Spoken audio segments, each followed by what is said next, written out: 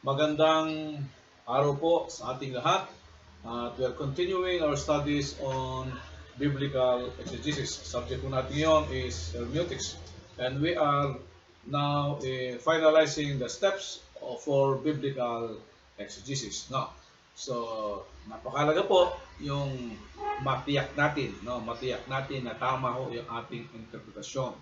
Because interpretasyon ay meron ng possibility of subjectivity, no? Depende doon sa tumitingin.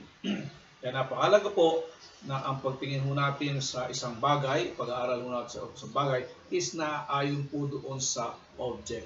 No, naaayon po sa object. So because there are some biases with regards to interpretation. Kaya napakalaga po na maunawaan natin ang Biblia sakto, no, doon sa nais ho ng author na ipaalam, ipaabot sa kanyang mga unang at original recipient, no? Sa kanyang una at original na recipient. Tandaan natin, in doing the interpretation, no?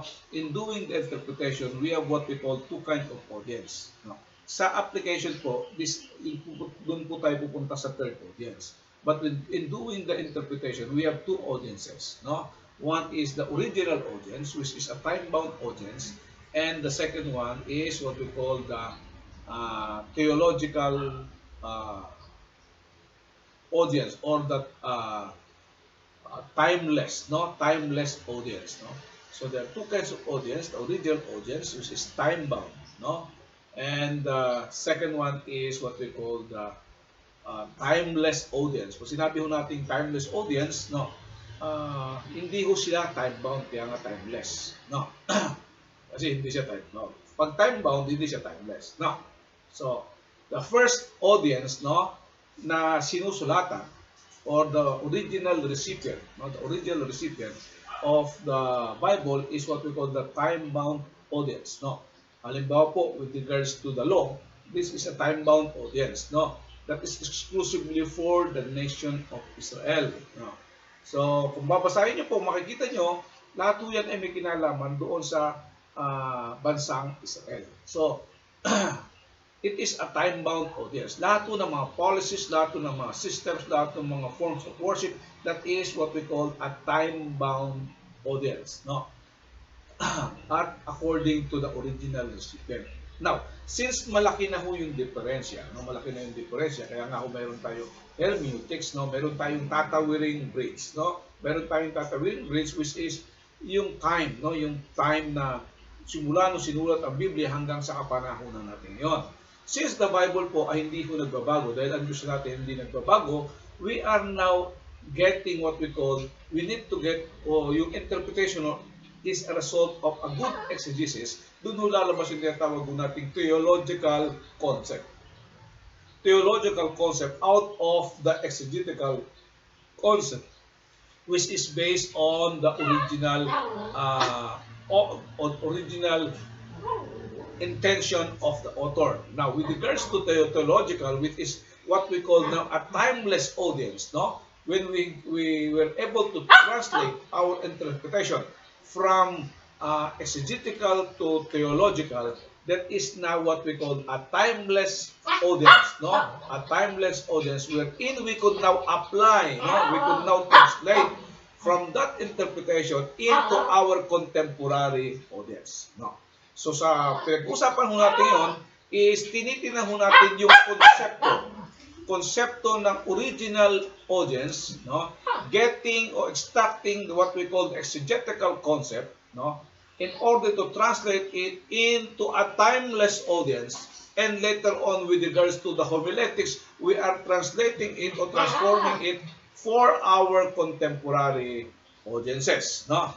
So we are studying the steps for biblical exegesis. Ito po yung pinaka-basis, ito yung pinaka-background.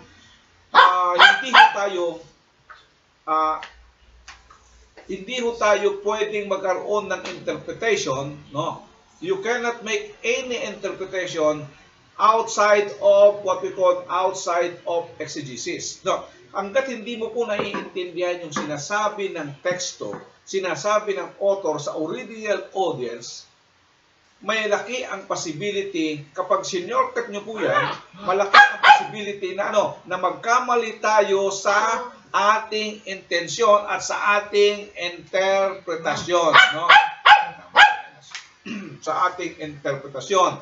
Yun ang iniiwasan natin, kaya pinag-aaralan natin, no? Pinag-aaralan natin mabuti because what we are talking now, what we are talking for is an eternal, is regarding eternity. It is regarding eternity. So we have to be sure, no? We have to be sure with our interpretation. No? Shobe, siguro tumahimik ka muna. Ha? Okay. There are steps, no? Meron tayong mga pinag-aralan last time with regards to the biblical exegesis. The first one is, ano Pastor Nora Joy? The first step is what? We need to know the genre. We need to know the genre of the particular text. Ito yung pinaka-guiding principle ng lahat ng interpretasyon. No.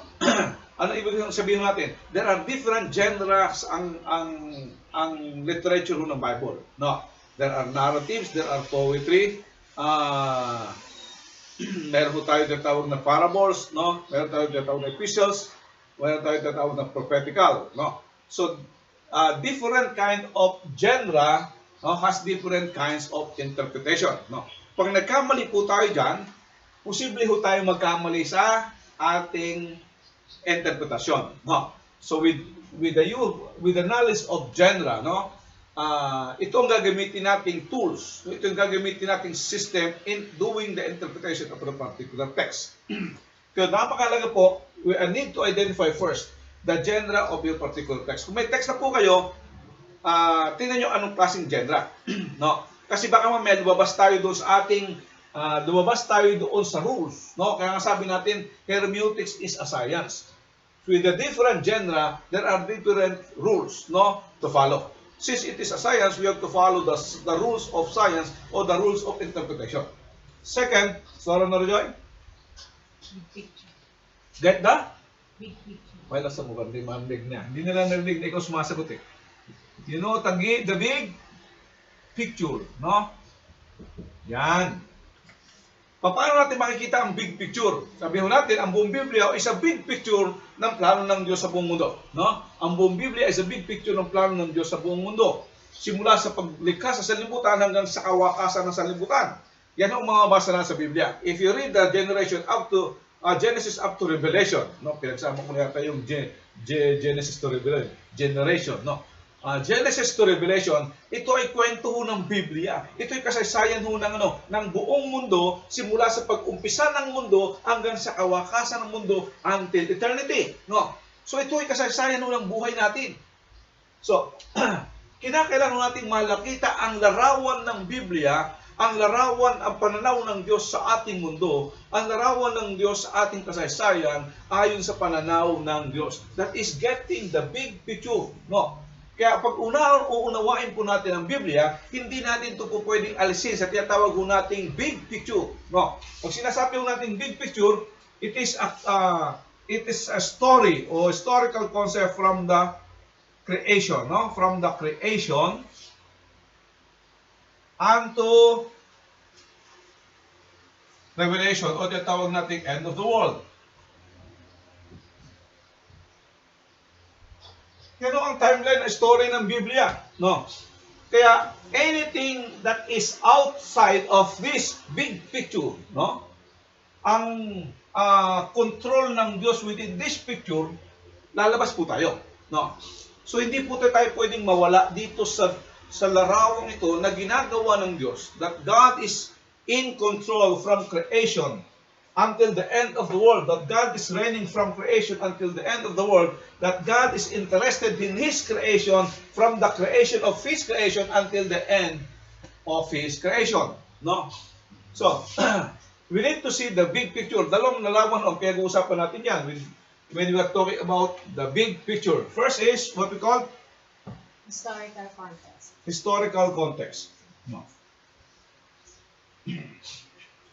Sabi nga po natin, ang Biblia ho ay isang malaking kasaysayan.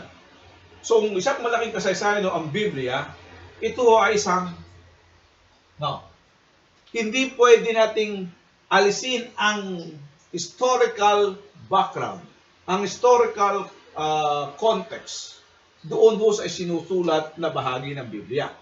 Kaya napakahalaga po, sa historical context, kailangan ho nating malaman ang ilang mga bagay, mahalagang bagay, no? Kailan sinulat, no? When, who, no? Kailan sinulat? Bakit mahalaga kung kailan sinulat? Kasi po kung ang Juan ay sinulat bago ho yung mga matinding paghihirap ng mga Kristiyano, medyo mahirap maiiba ho ang ating interpretasyon, no? When, who, sino sumulat, no? So writer, then we have the recipient. Sino ang sinusulatan? No. At ano pa? What? What is happening? No? What is the occasion of writing? No? What is happening kung bakit niya sinulat at kung bakit niya sinulatan ang kanyang sinusulatan? No? Halimbawa po, si Apostol Pablo sa mga iglesia, no? Mahalaga po nating maunawaan kasi yun ang magsasabi ng kanyang damdamin sa loobin at ng mga reason sa construction ng kanyang pangungusap sa bawat discussion na ginagawa niya sa kanyang sulat. Bakit to? Kasi hindi ang sulat yun ay hindi ho nagmula lang sa kanyang kaisipan. Mayroon ng mga bagay na nag-udyok sa kanya kaya sinulat niya yung mga bagay na yun. No? Kaya napakahalaga po na maunawaan natin, no? Kasi ang pagkaunawa po ng bagay na yun ay magtatama sa atin sa interpretasyon. Halimbawa nga po natin, pag sinabi natin sa recipient, no, malaking contribution po yung recipient. Yung teksto na pinag-usapan natin last time, no? Ang sino mang magtiis hanggang sa wakas ay siyang maliligtas. No? Matthew ho yan. No? Sino ang recipient ng Matthew, Pastor Nora Joy? The Jews. The Jews, no? Ang sinusulatan ni Matthew, no, ay pinaliliwanag niya, pinapakilala niya si Kristo saan? Sa mga Hudyo, no? Ano ho ba ang role ng mga Hudyo sa end of the world? Kung makikita niyo po, pag pinag-aralan niyo po ang tinatawag nating end times, no? Malaki ho ang part ng Israel as a nation, no? Israel as a nation sa tinatawag ho nating pagbabalik ng ating Panginoon Kristo, no? Ito pong maliwanag sa Biblia.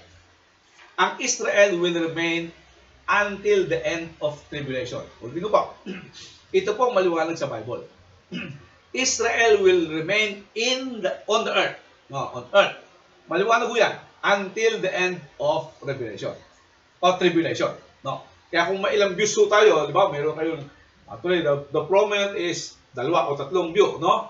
Pre, mid, trib. Ngayon ay 5 na, no? We have a partial and we have the pre-rat, no? Kung ano man humang view nyo, malaking bagay ho sa pag-unawa doon sa ating ginagamit na teksto kung sino ang sinusulatan. Halimbawa, bakit sinasabi nating malaking kaugnayan nun?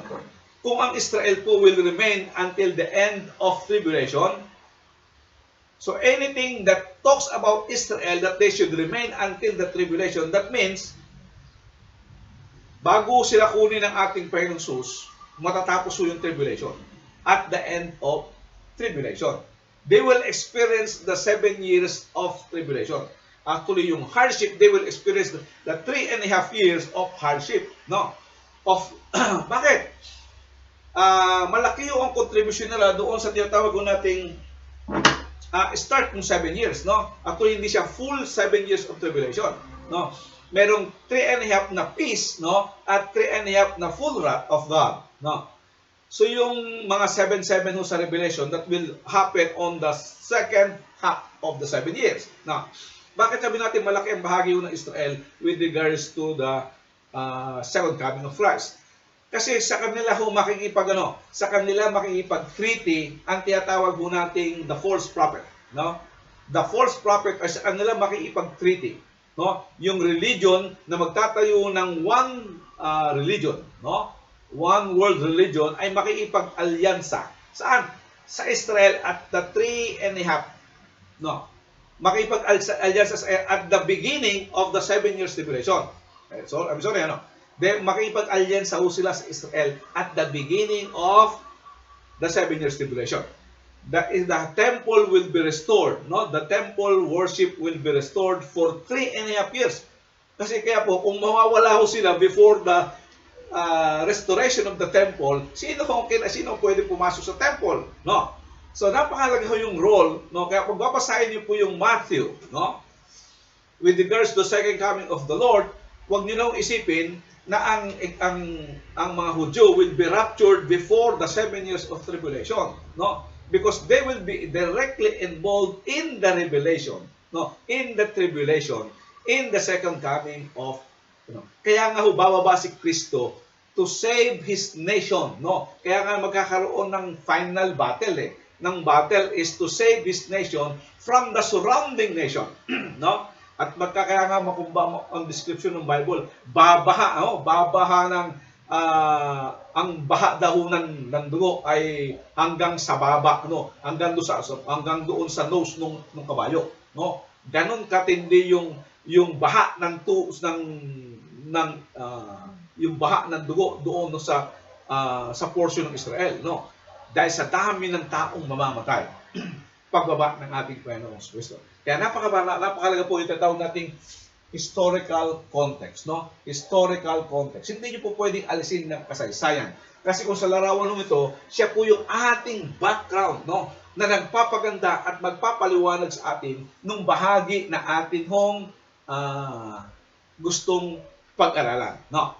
Kaya, you need to see the big picture of the particular text by knowing what we call the historical context, because ang Bible is part of the history, no? Lahat po yan, whether it is any kind of a genre, it is part of history. Dahil kung babasahin niyo po yung Salmo, yan ho ay nasulat din sa iba't ibang bahagi ng kasaysayan, no? Yan ay nasulat sa iba't ibang bahagi ng kasaysayan. Kaya uunawain po natin yan ayon sa kanilang kasaysayan. And a failure to understand what we call context, no? Actually, ito yung magiging finale din ho ng ating discussion, no?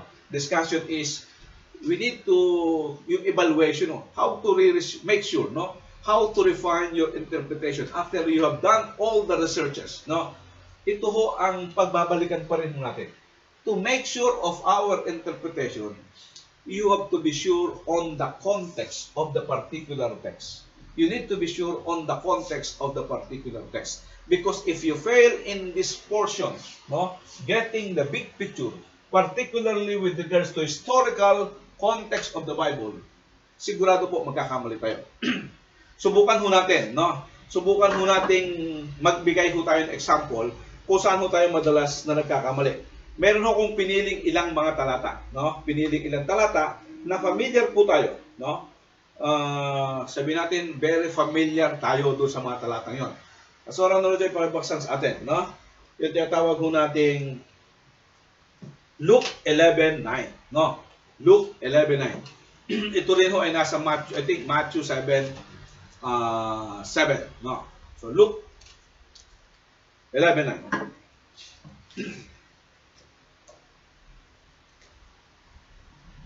So I say to you, ask, and it will be given to you. Seek, and you will find. Knock, and the door will be opened to you. Okay. Yan.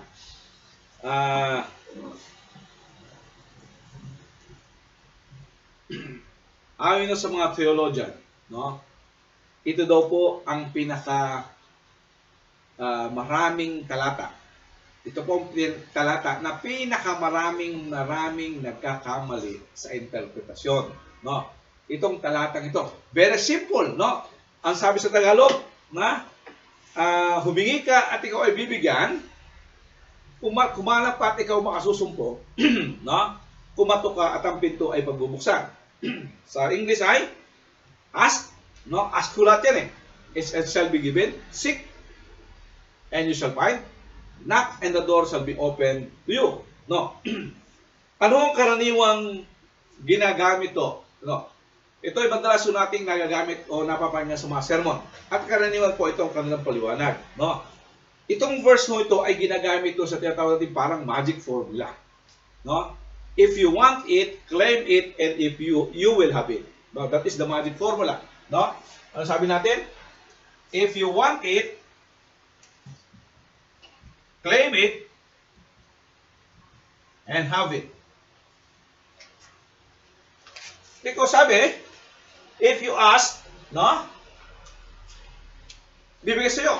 If you seek, you will find, no? If you knock, the door will be open. So, karaniwan ng mga sermon ay ganito ang formula. It is a magic formula. If you want it, claim it, and have it. Di po ba? Parang nito. If you want a Mercedes-Benz, no? Hindi ko naman ang inambisyon ng Mercedes-Benz. Nainggit lang ako na, quote-unquote na nagkaroon lang ako ng banal na pagkaingis sa isang kaibigan ko na Mercedes. Ano? Okay, magkasusuyon. No? If you want a Mercedes, no, claim it to God. Diba? Narinig na yan. At ako, madalas yung narinig sa mga, hanapin ko na pakinggan kong sermon na ganyan siya sabi. No? If you want something, claim it. At ang sabi ng Bible, you will have it using this particular verse. Ito kasi ang problema sa atin. May mga saulo tayong talata, may mga alam tayong talata, nagpo-focus tayo ng interpretasyon doon sa talata. No? And that is wrong.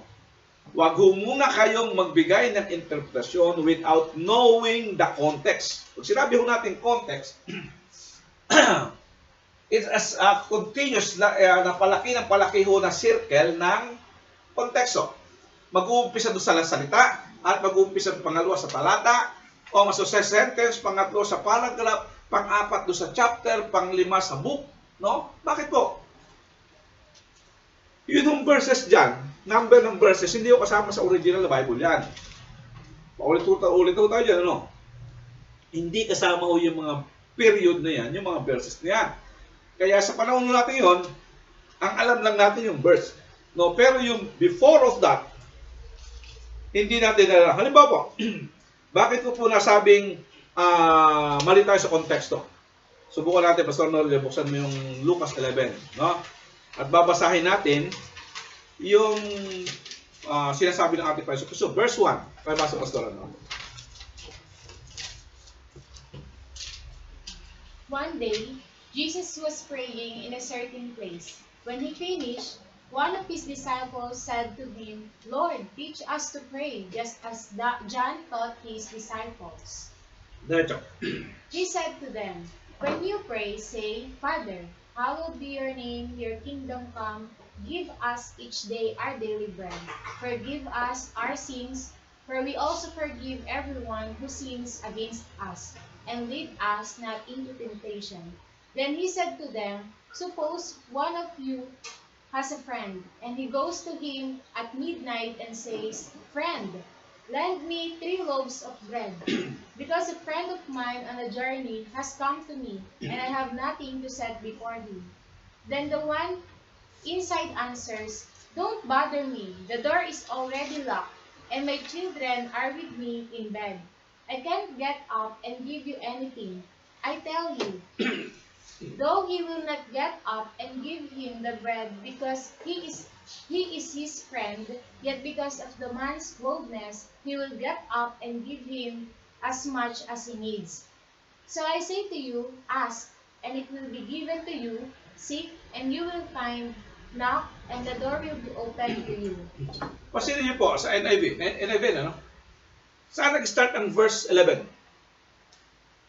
Anong salita? Ay, verse 11. Which? Pakibasa mo ulit. Yung verse 11 pa na. Verse 11 yung so. Which of you Meron fathers? so. Saan yung so? Saan ang verse yung so? Verse 10? So, 9 po. 9. Ang sabi siya. So I say to you, ask, and it will be given to you. Seek, and you will find. Knock, and the door will be opened to you. Okay. Pasin niyo po yung sabi ng salita. So, no? Pag ginamit to yung SO, no? Hindi siya SOS, no? nagbibigay siya ng nagbibigay siya ng conclusion, no? He is concluding a particular discussion. What is the particular discussion? Maliit pa lang mo konteksto pinag-uusapan natin ito, ha? Maliit pa lang konteksto. First one pa lang mo ang pinag-uusapan natin. Hindi pa natin binabalikan yung nakaraang chapter. No. Ang pinag-uusapan is the disciple is asking Jesus how to pray. Tama po ba? Yun ang konteksto. Na sila nagpapaturo katulad ng ginagawa ni Juan sa kanyang mga alagad. Now, kasi nakita nila yung importance ng pananalangin sa buhay at sa ministeryo ng ating Panginoong Yesu Kristo. Now, pasinin po natin, mayroon hubang commitment ang Diyos dyan? Does God guarantees prosperity in that verse? No? Does God guarantees prosperity in that verse? Pero karaniwan po sa mga sermon natin, no, ang lumalabas, God is guaranteeing prosperity in that verse. Tama po ba? At alam po, narinig nyo na din yan, na ang Diyos ay nangangako at nagbibigay ng katiyakan. Basta yan, i-claim mo lang. No? Basta i-claim mo lang. God will surely give it to you. No? So, pasinin natin konteksto. Nagtuturo ba ang Diyos dyan tungkol sa prosperity? Kung makikita nyo po ang panalangin ng ating Panginoon Kristo, ano sabi niya sa panalangin with regards to our need? Ano ang panaluro ni Jesus na panalangin with regards to our need? Give us each day our daily. Di ba? Hindi sinabi ng Panginoon, Lord, Father, no, give me piles of gold, no, a big vault of gold, di ba? For me to live in luxurious life for the rest of my life. No. God is saying that, give me what? A daily bread each day. No? Give me my bread each day. So, ang ginagaranti po ng Diyos, no, that God will provide all our need. No. In that verse, not all that we ask, no, not all that we ask. Pasinin niyo po yung illustration din.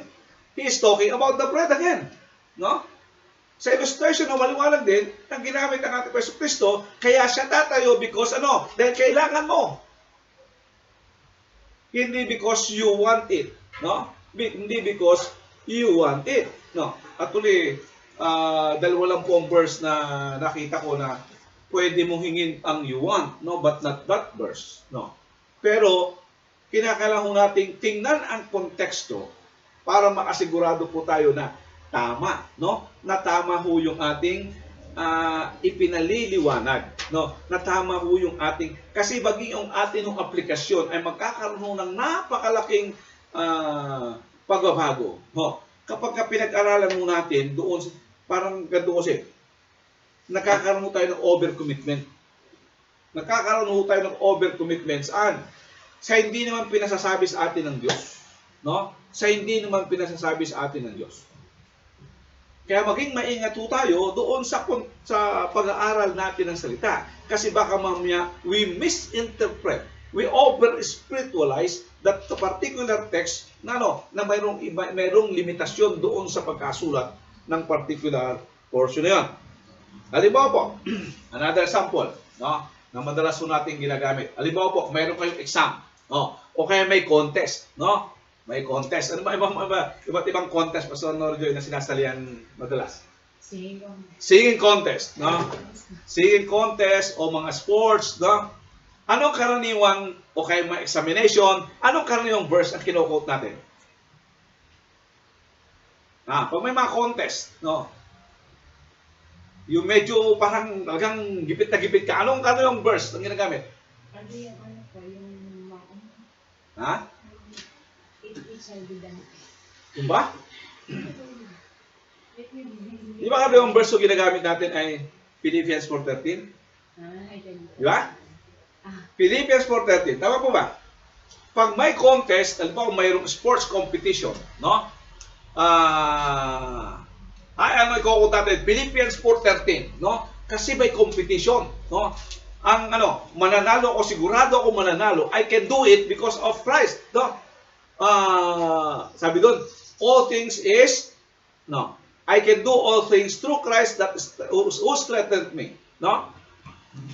Pakibasa nga sa Tagalog. O sa, ayun, English? O sige, sa English. Sige, sige. Pakibasa sa English. Philippians 4:11. 13, 4:13.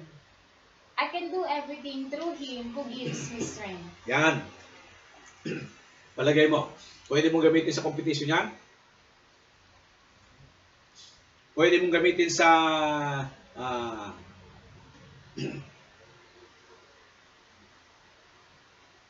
sa contest? Pwede kaya? Pwede mong i-claim yan sa contest o sa ano pa man? Karaniwan po, no? Halimbawa, yung mga iba na gustong ma-promote, ginagamit nila yan, no? Sabi nila, I can do all things through Christ, no? Who gives me strength. In a sense, tama. No? In a sense, tama. Pero tingnan mo natin ang konteksto. Ano ang sinasabi mo ng konteksto? Verse 12. Pakibasa verse 12. I know what it is to be in need, and I know what is it to have plenty. I have learned the secret of being content in any and every situation, whether well-fed or hungry, whether living in plenty or in want. Palagay mo, Pastor Ronald, anong konteksto? Bago sinabi yan ni Apostol Pablo, ano ang tinuturo niya? Ha? Being content. Di ba? Philippians 4:12 discusses about contentment. No? Ito niya, ang layo pagkaminsan ng interpretasyon natin. No? We are using Philippians 4:13. In a sense, tama naman. Ano? Tama. Because if Christ is in you, nothing is impossible. Tama. No? That is with regards to the application. No? Yung application ho kasi sa rules of interpretation. Interpretation is one, applications are many. Paglalapat to sa buhay, pwede. No? Pwede. Pero pag interpretation, we are wrong. Because that verse is used in the context of being content, no, with God. No? That verse is used of being content with God. Na sa kanya, sabi ng Apostol Pablo, pag nasa kayo sa Diyos siya, whatsoever happens, I'm contented.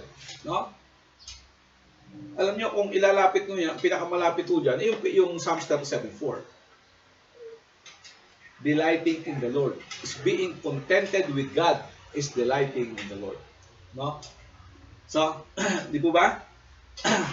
A particular, no, kalapit pa lang ng mga talata ang kinukuha nating konteksto. No? So, palapit pa lang ng mga talata, no, medyo malalayo tayo doon saan? Malalayo tayo doon sa ginagamit po nating karaniwan, no? Ginagamit po nating karaniwan. At ano pa? Pinag-aano pa natin, pinagmamalaki pa natin, ano, basta i-memorize, tandaan mo lang yung verse niyan, no? Memorize mo lang yung verse niyan. Papasa ka. Sabi ng Diyos yun eh. No? Pero ang konteksto, mga kapatid, that is being content with, no? Being content with what? Halimbawa, another verse. Philippians 4, o Philippians na rin lang tayo. Philippians 4:19. No. And my God will meet all your needs according to His glorious riches in Christ Jesus. Okay. Sabi doon, my God will, ano?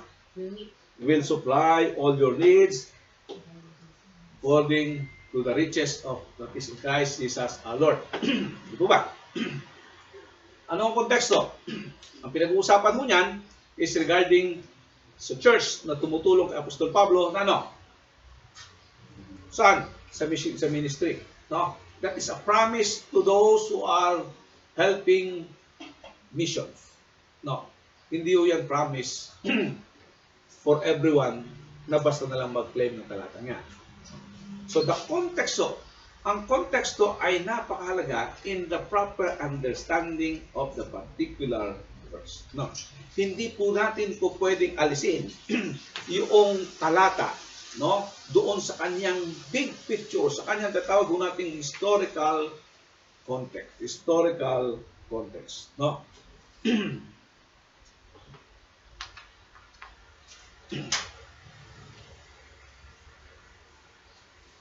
At marami pa po tayong talata, no? Actually, maraming talata na nami-mishandle, nami-misuse, no? Nami-misuse with regards to the interpretation. Pero, kinakailangan lang po, in order to be sure, no? Balikan muna natin. Let's check what we call, no? The context. Now, ito po ang magsasabi kung tama o mali ang ating interpretasyon. With regards to the context, dalawang pag-uusapan nun natin. Historical context at what we call literary context. Okay. So what is the difference between historical and literary? No. Ang literary po doon sa pagkasulat. No. Ang historical, ito ho lahat yun. No? Kasama yung tinatawag po nating mga idiom, idiomatic expression sa literary yun. No? Halimbawa, example natin. John, I think that is John 8:44.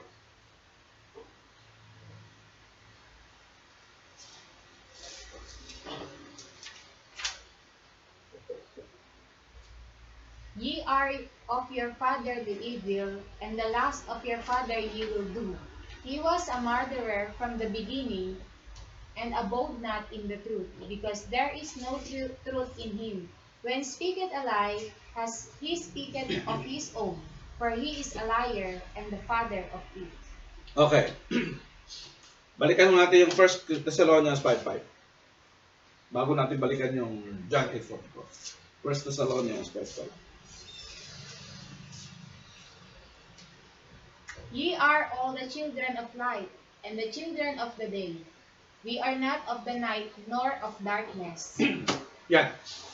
Sa Hebrew, sa Hebrew literature po, ang mga Hebreo, no, madalas po silang gumamit ng tinatawag nating son of.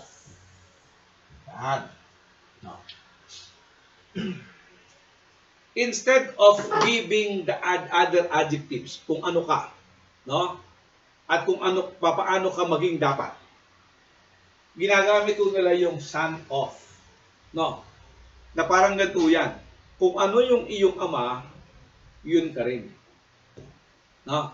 Kung ano ang iyong ama, yun ka rin. Kung ano ang karakter ng iyong ama, yun ka. No? Kaya, pag sinabi ho nating son of children of righteousness, son of righteousness, no? Since God is righteous, no? So therefore, as the son of righteousness, we are characterized as righteous, no? So pwede naman sabihin na for you are righteous. Ang ginagamit ko na karaniwang expression ng mga Hebrew is the son of, no? Kaya nga David, the son of Jesse. No? That is the description of David, the son of Jesse. No? Because sa kanila, like father, like son. No? Ngayon, ginamit po natin John 8:44. No? Anong nangyari? Alam niyo po ba, ayon sa kasaysayan, noong 1940s, meron hong isang grupo nagtatag ng isang relihiyon based on John 8:44. Alam mo yung Pastor Norjoy? No? Ang ginamit po nila ay John 8:44. No? At nagtayo sila ng religion. Ang pangalan ho ng religion nila ay Latter Rain Movement in 1940s. Hindi pa na pinanganak noon. No? Latter Rain Movement in 1940s. Ano ang kanilang katuruan? Based on John, ang pangalan ho ng kanilang founder is si William Branham. No, hindi Brahman ha, Branham. No.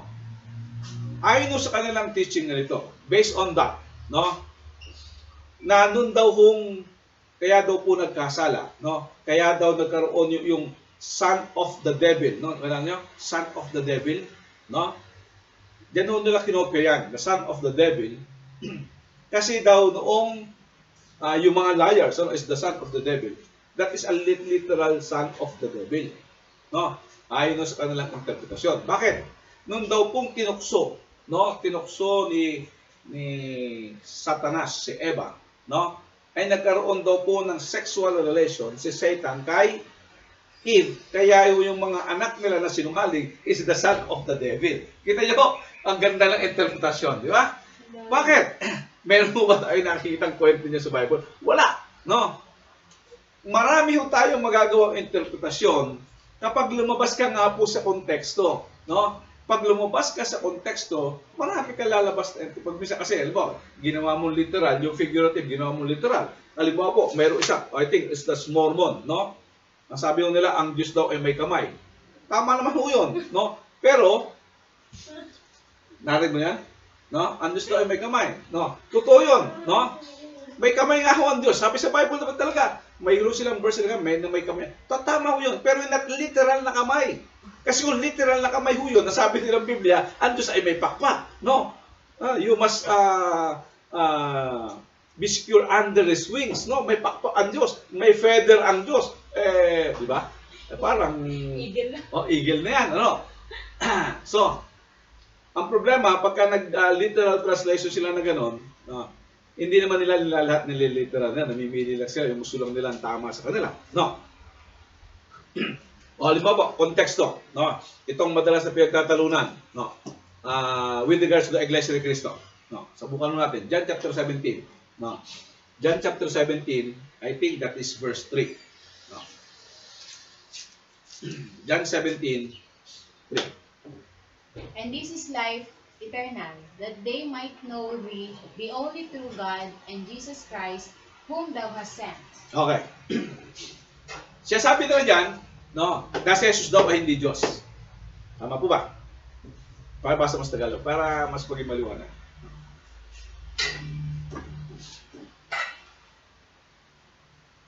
At ito ang buhay na walang hanggan, ang makilala ka nila na iisang tunay na Diyos, at si Jesucristo na iyong isinugo. Ayan. Sabi nila, yan si Jesus mismo ang nagsasabi na hindi siya Diyos. Ang sinasabi niya, siya ang Diyos Ama, ang Diyos at siya kanyang sinugo. Bakit po? Kung kukunin niyo po yung verse 3 sa buong konteksto, tama sila. No? Tama ho sila. Bakit? Kasi, wala naman ang sinasabi dyan na siya nga ay Diyos. Tama ba? Ang sinasabi dyan, ang Ama, ang tunay na Diyos. Tama po. Pero, sabi nga ho natin, hindi mo pwedeng kunin yung talata sa buong kapitulo at sa paragraph at sa buong aklat. Tama. What is John 17? What is the context of John 17? Kung ang sinasabi nyo the Lord's Prayer is yung Ama namin, mali po tayo. John 17 is the Lord's Prayer. Yan ho talaga ang panalangin ng ating Panginoon Kristo at kinakausap niya ang Ama. Tama po. Yan mo'y nananalangin, siyempre binibigyan pa ninyo. Paano ho ba siya na nagturo sa atin ng panalangin? Sabi niya, Ama namin, sumasalangit ka, sambahin ang pangalan mo. Tama po. So siya nagturo sa atin ng pattern sa panalangin, siyempre sa kanyang pananalangin, pareho din. Sa unahan bahagi ng kanyang pananalangin ay ang pagsamba at pagluwalhati sa kanyang Ama. Kaya nga sinasabi niya, ang verse 3, ikaw lamang. Di ba? Nakita niyo po? Ngayon, so balikan natin, sabi natin, mahalaga ho ito, yung tinatawag natin konteksto. No? So, burahin ko na po muna ito, para makita ho natin.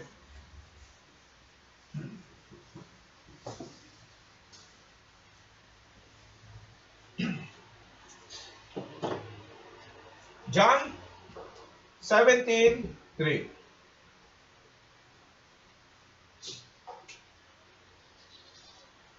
Hindi po siya maaaring ipaliwanag outside of the chapter.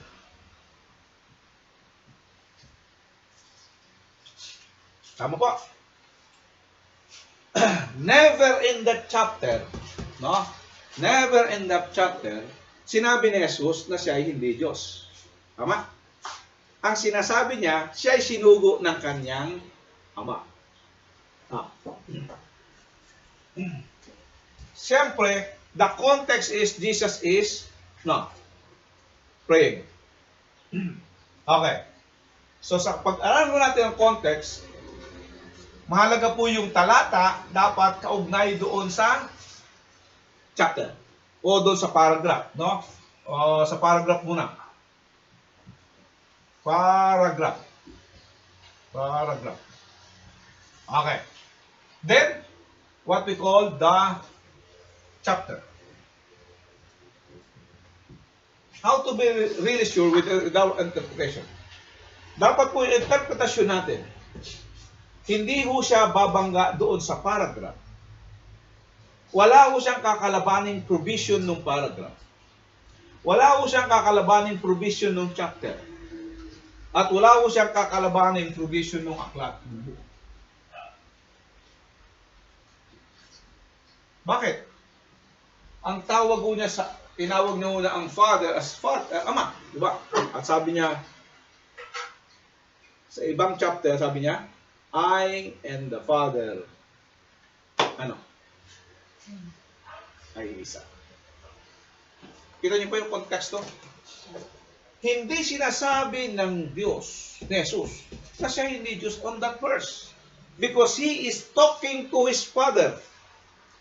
Hindi siya po pwedeng magmalaki sa kanyang Ama kasi hindi nga po siya nagpakubaba nga po sa ating Kristo Kristo. See, we need to see the particular text in its context, no? So kung siya ho'y, halimbawa po, yung interpretasyon natin, check ko natin, sa paragraph ba, wala ba ako nabangga? Sa chapter ba, wala ba ako nasagasaan? Doon ba sa aklat, wala ba akong nasagasaan? No? Doon sa other books, no? Dagdagan mo natin, other books, other related books. Bakit po malagay other related books? Halimbawa po, si Apostol Pablo, you're explaining Ephesians, o kay Philippians, o kay Romans, or Galatians. No, lahat po yan ay letter niya. Since mga letter ho niyan, may mga indication pag minsan yung gamit niya sa kabila ay katulad din sa gamit sa kabila. No? Meron siya sariling gamit o interpretation of the particular word or line or sentence. No? Siyempre, sino mas masigit na mapagpapaliwanag kay Apostol Pablo? Si Apostol Pablo din mismo. No? Makikita niyo po, ang mga katuruan ni Apostol Pablo ay mas nadidiscuss sa ibang bahagi ng kanyang discussion. Halimbawa po, yung katuruan ni Apostol Pablo with regards to the second coming of Christ, no? Mababasa niyo yan sa letter niya sa Thessalonians, no? Meron din siyang discussion yan with regards to the 1 Corinthians, no? Yung tungkol sa body. So, kung gusto niyo maunawaan with regards to the coming of Christ according to Apostol Pablo, tingnan niyo siya sabi niya sa 1 Thessalonians, and then tingnan niyo rin siya sabi niya sa ibang portion. Kasi yung sa ibang portion mas maliwanag yung proseso ng change, no? Sa iba naman mas maliwanag naman yung process ng rapture, no? So, lahat 'yan ay magkakaroon ng kaugnayan sa bawat isa since pareho yung author, no? Of the book of the same author, pwede nating ikumpara, no? Pwede bang banggain ni Apostol Pablo yung kanyang sarili? No. No? Hindi niya po pwedeng banggain ang prinsipyo ay tinuturo ng kanyang sarili. At pangalawa, pwede din ito with regards to the other books, which is related books. Halimbawa po, with regards to the gospel, no? There are 4 gospel, no? There are 4 gospel. So yung gospel, yung bawat isang gospel, it's plain as well, no? Nagpapaliwanag mo sa bawat isa. Halimbawa po, bakit ito hindi niloob ng Diyos na masulat ang 7 last words ay isang gospel lang? Pero ba kayo nakita na 7 last words kompleto sa isang gospel? Wala. No? It is distributed in the 4 gospel. Bakit? Kasi delikha nga ho ng banal na espiritu na ganoong konsepto that the Bible interprets itself. Ang mga bahagi ng Biblia ay nagtutulungan to bawat isa para para magkasundo-sundo, para maipaliwanag niya ang kanyang buong sarili. No? Kasi yung ginawa ho ng Diyos na ang isang aklat ay kumpleto na sa kanyang sarili, hindi na siya nagdagdag na ibang mga aklat. Since ang ginawa ko ng banal na espiritu, ginamit niya iba't ibang mga authors, iba't ibang panahon, writing the 66 books of the Old and New Testament for it to be joined together, no? na hindi sila magbabanggaan sa kanyang sarili because the Bible is a unity. No? You know, is one of the miracle of the Bible. Wala akong aklat na nangyari. Halimbawa po, subukan mo natin. Pag samasamahin natin lahat ng aklat sa sciences at mathematics, sigurado magkakasundo ba? Hindi. No, sigurado po tayo hindi magkakasundo. No. Pero ang Bible, sinulat po ng may kumulang 4 iba't ibang author. Pero never nagbanggaan ang bawat isa. Because the Bible is a unity kasi mayroon lamang iisang original na author, which is the Holy Spirit. Kaya napakahalaga po unawain natin ang talata o yung salita ayon sa kanyang sentence, sa paragraph, chapter, book, other related books. No? So sinabi natin other related books, books of the Bible. No? And next is what we call the Testament. No? The Testament. Bakit? Ang teaching ng New Testament, hindi po pwedeng banggain ng other teaching sa New Testament. No. Other teaching sa New Testament. Hindi po pwede silang magtugma. No. Hindi sila pwedeng magkontrahan. No. Bagkus sila po ay nagtutulungan by niloob ng Diyos ng ay nagtutulungan sa bawat isa. No. Then, the whole Bible. Hindi po pwedeng ang isang bahagi ay kumontra sa buong Biblia. And then what we call genre. Yung genre natin. No. So ito yung different context na titingnan ho natin. Ito yung different context whether you are looking at historical context or what we are saying literary context. No? We have to check the context of in our regards to our interpretation. No. Halimbawa po, sinabi natin dito, sinabi ng talata na si Jesus ay sinugo lang. Ibig sabihin, hindi siya Diyos. Dahil isa lamang ang tunay na Diyos, ang kanyang ama lamang. Tama po ba? Yun ang ating interpretasyon. Si Jesus ay hindi Diyos kasi sinabi niya na mayroon lamang iisang Diyos, ang kanyang ama. Okay. Konteksto, sinabi ni Jesus, ako at ang ama ay isa. So, ibig sabihin, kumukontra ho yun, doon saan? Doon sa isang bahagi din ng Biblia. No. Kaya nga po, pag pinag-usapan ng pagiging Diyos ng ating Panginoon Kristo, wala ho tayong mababasa na sinabi ni Jesus na hindi siya Diyos sa Bible. No. Wala tayong mababasa na sinabi ng Diyos na hindi siya Diyos. Okay. Sa Tagalog din naman, no. Yung madalas na pagtatalunan din, yung Philippians 2:7, no? Yung sinabi sa Tagalog, hinubad ni Jesus ang kanyang, pakibasa ng pastora.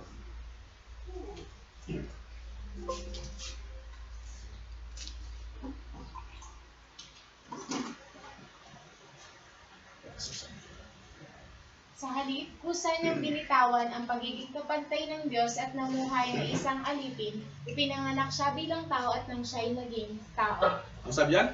Kusa niyang iniwan. No? Kusa niyang iniwan ang kanyang pagiging Diyos. Sa ibang salin, hinubad niya ang pagiging Diyos. Okay. Ngayon, dapat po nating malunawaan. Si Apostol Pablo mismo nag-define ng kanyang sariling salita. No?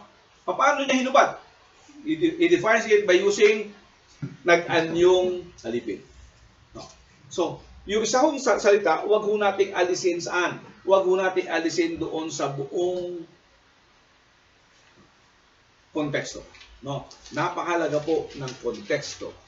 Napakahalaga ng konteksto doon po sa sinasabi nating interpretasyon noong banal na salita ng Panginoon. Ang salita pong, kaya nga po sinasabi natin, ang ating Panginoon Kristo, ganun din po ang ginawa niya. No? Ganun din po ang ginawa niya sa kanyang mga alagad bago po siya umalis dito sa lupa. Tingnan po natin ang sinasabi ng ating Panginoon Kristo sa ginawa ng ating Panginoon Kristo.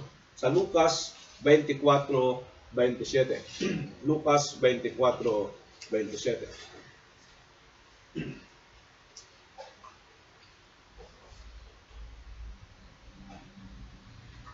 At ipinaliwanag sa kanila ni Jesus ang lahat ng sinabi sa kasulatan tungkol sa kanya, simula sa mga aklat ni Moises hanggang sa mga isinulat ng mga propeta. Kasi yun pa, ang ating Panginoon Hesus Kristo ang nagturo papaano ang tamang interpretasyon.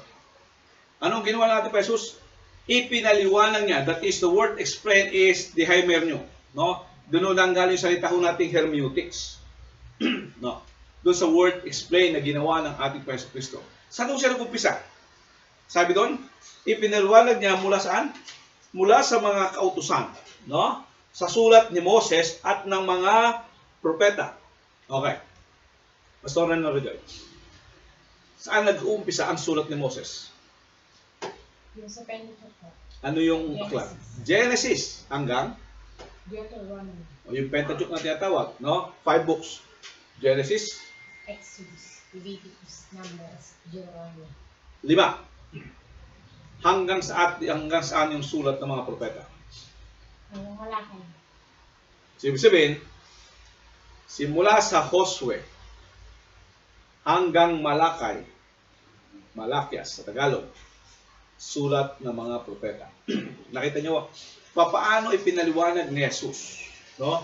Ang kautusan, ang kasulatan tungkol sa kanyang sarili. Simula saan? Simula Genesis hanggang Malakias. Ipinakita ni Jesus ang unity of the Bible. Ilang aklat, Pastor Norojoy, ang Genesis hanggang Malakias? 37. 30? Ha? Ilan? 37 po. Ilan ang New Testament? Bakit mali po? Ilan ang New Testament? Okay. Ilan ang laws? 5. Ilan ang history? 12.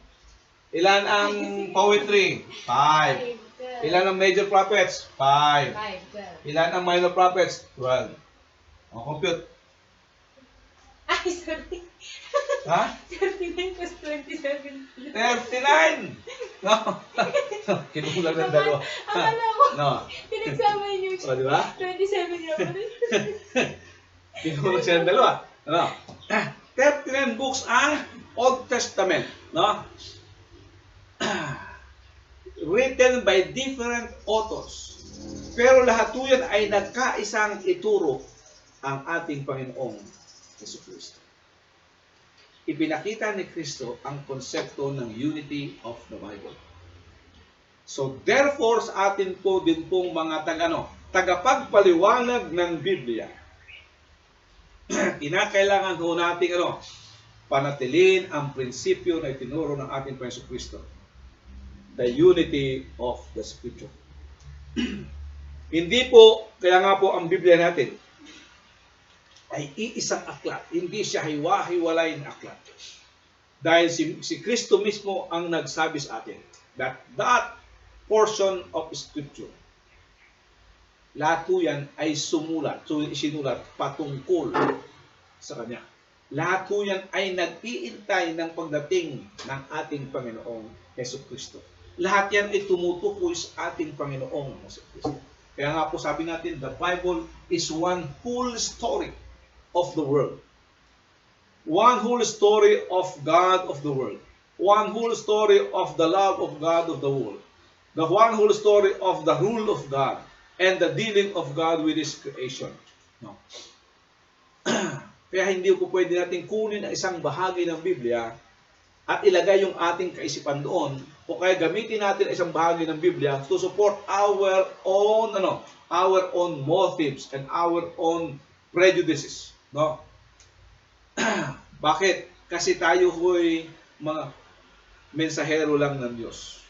Pag sinabi nating messenger, ang sasabihin mo lang ay ang pinasasabi ng iyong Diyos. At maging maingat po tayo dyan. Kasi baka mamaya, yung hindi sinasabi ng ating Diyos, sinasabi natin. No? O sinasabi ng ating messenger, is spokesman. Sino ang may alam sa mensahe? Ang Diyos. Sino ang boss sa mensahe? Ang Diyos. So therefore, you have to study well. No? You have to study well in order to get the message. No? To get the message God intended first to the original recipient And now to what we call to the universal recipient, using the theology, no, using the theology. Other books will help us, no, other books will help us see if we are misrepresenting other portion. Halimbawa, with regards to the theology of God, no, yung mga theological books or the systematic theology, no, will help us kung tama ba yung ating interpretasyon. Halimbawa, with regards to the name of the Son of God, kaya nga sinasabi natin, yung ginagamit ng Biblia, the Son of, no, napakalagaw maunawaan ho natin yon sa Hebreo, no, hindi ho sinasabi niyang anak, talagang literal na anak, but it is a common Hebrew term, no, signifying what? Describing the character which is of the same, no? Character which is of the same. Kaya the name, the title Son of God na ating Preso Kristo is, no, hindi ho siya literal na anak ng Diyos, but the title, no? Title Son of God. The beloved, the word beloved Son is also a title, no? Hindi ho sabihin ng siya literal na anak ng Diyos, no? Pag sinabi kasi ang anak, siyempre mas mababang klase, no? Mas original yung tatay kaysa doon sa anak, no? Kaya nga mayroong isang religion, no? Mayroong isang religion ako napakinggan. So kung mayroon daw tatay, mayroong father, mayroong son, sino yung nanay? Ang nanay daw yung Holy Spirit, no?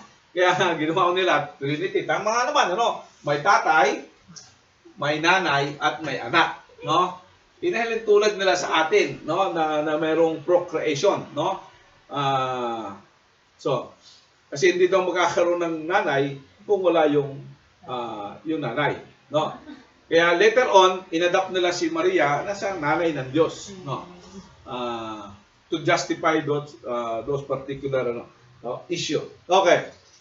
So we need to evaluate the results of our interpretation basing on the context, no? Basing on the context. Even if it is with regards to theology, no? Context pa rin po ang magsasabi, no? Kung tama. Kaya nga po yung mga theologian natin, o particularly those who wrote what we call systematic theology, no? They have studied it very well para sigurado silang hindi magkamali, para pag binabawo nila sa atin yung tinatawag natin systematic theology, no, pinag-aralan natin systematic theology, mas maintindihan natin yung gamit ng mga salita ayon sa kanyang konteksto, no? Ayon sa kanyang konteksto. So, ulitin ko po, no? For us to be sure, we need to get the big picture. We need to get the context from a small portion to the biggest portion, no? From the smallest portion to the biggest portion. Halimbawa, sabi natin, the word, no, and the total context. There are two kinds of context. Historical and literary.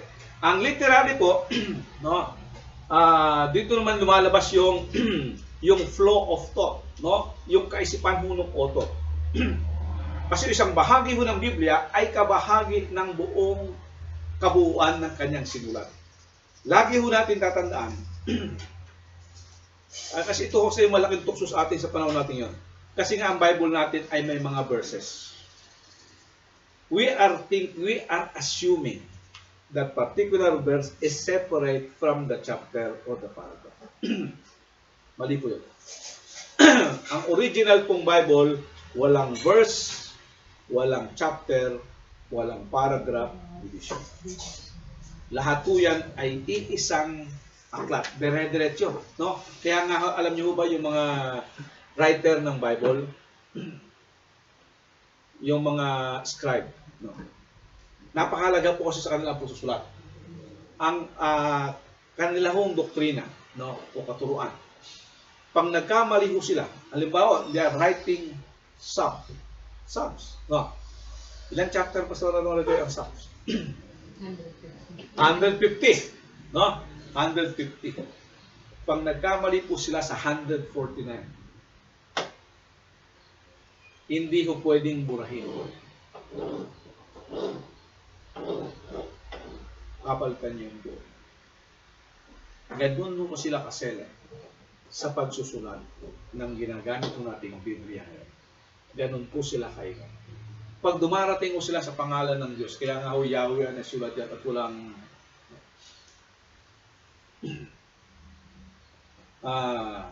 they need to kinakailangan nila mag-take a bath, maligo.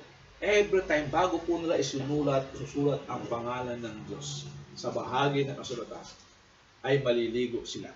Ganyan kung nila nire-respeto ang salita ng Diyos. Kasi sa kanila ho, napakabanal ang salita ng Diyos.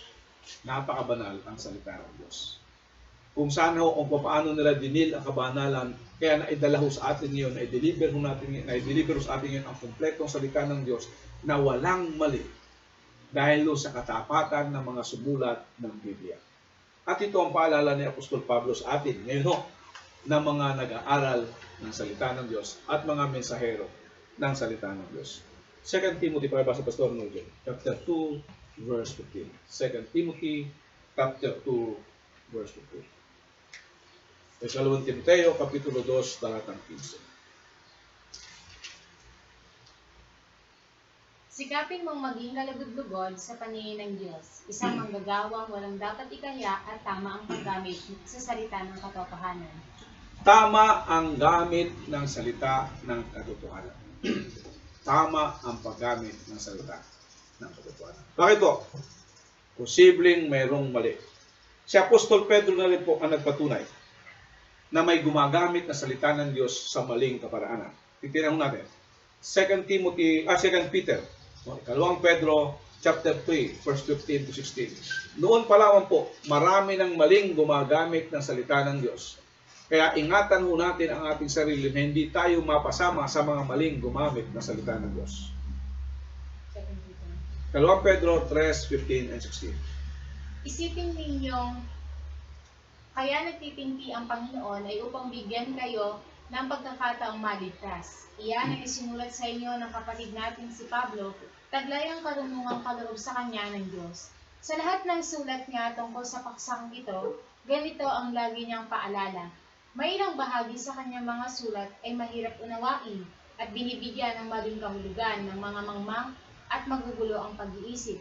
Ganyan din ang kanilang ginagawa sa ibang mga kasulatan. Kaya nga't ipinapahamak nila ang kanilang sarili. Ayon kay Pastor Pedro, Pastor Norijoy, ano ang description ng mga bumabaluktot ng salita ng Diyos? Mangmang at magugulo ang pag-iisip. Okay. Ayon kay Apostol Pedro, ayaw nating tatawag tayong ganoon, mga kapatid, na mangmang at magulo ang pag-iisip. Para maiwasan mo natin yon, huwag mo nating gamitin ang salita ng Diyos sa sarili nating intensyon, sa sarili nating gusto, sa sarili nating paliwanag. Huwag mo nating naisin yung sarili nating paliwanag. Hanapin natin ang mensahe ng Diyos.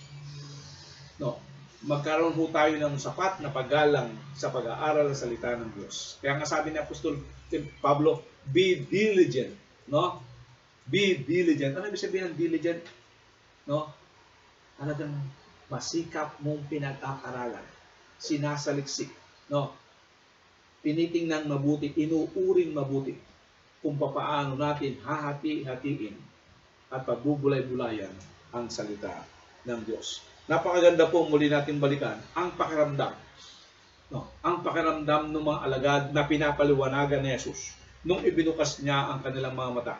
Sa Lucas Kapitulo 24, on the road to Emmaus, tingnan ho natin ang sinabi ho ng mga alagad na pinapaliwanagan ng ating Panginoong Jesucristo.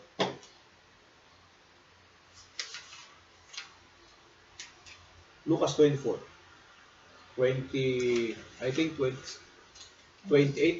o 27 and 28. At ipinaliwanag sa kanila ni Jesus ang lahat ng sinasabi sa kasulatan tungkol sa kanya simula sa mga aklat ni Moises hanggang sa mga sinulat ng mga propeta. Diretso. Malapit na sila sa nayong kanilang pupuntahan at si Jesus ay parang magpapatuloy pa sa paglakad. Okay.